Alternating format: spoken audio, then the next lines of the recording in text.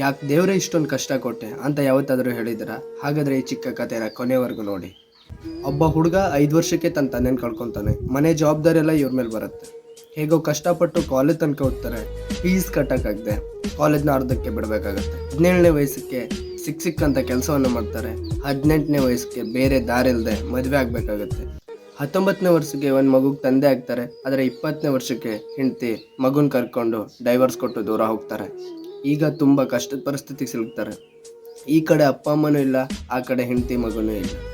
ಏನಾದರೂ ಕೆಲಸ ಮಾಡ್ಬೇಕಂತ ಕೆಲಸ ಹುಡುಕ್ತಾರೆ.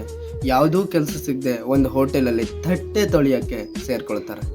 ಆ ಹೋಟೆಲಲ್ಲಿ ಕೆಲಸ ಮಾಡ್ತಾ ಅಡುಗೆ ಮಾಡೋದನ್ನು ಕಲ್ತ್ಬಿಡ್ತಾರೆ. ಆದರೆ ಆಗಲೇ ಅವರಿಗೆ 65 ವರ್ಷ ವಯಸ್ಸಾಗಿರುತ್ತೆ. ಈ ಕಡೆ ಸೇವಿಂಗ್ಸ್ ಅಂತ ನೋಡಿದ್ರೆ ಏನೂ ಇರಲ್ಲ. ಅವ್ರಿಗೆ ಆಮೇಲೆ ಬದುಕಕ್ಕೆ ದಾರಿ ಇಲ್ಲದೆ, ಉಳ್ಕೊಳ್ಳೋಕೆ ನೆಲೆ ಇಲ್ಲದೆ ಆತ್ಮಹತ್ಯೆ ಮಾಡ್ಕೊಳ್ಬೇಕಂತ ನಿರ್ಧಾರ ಮಾಡ್ತಾರೆ.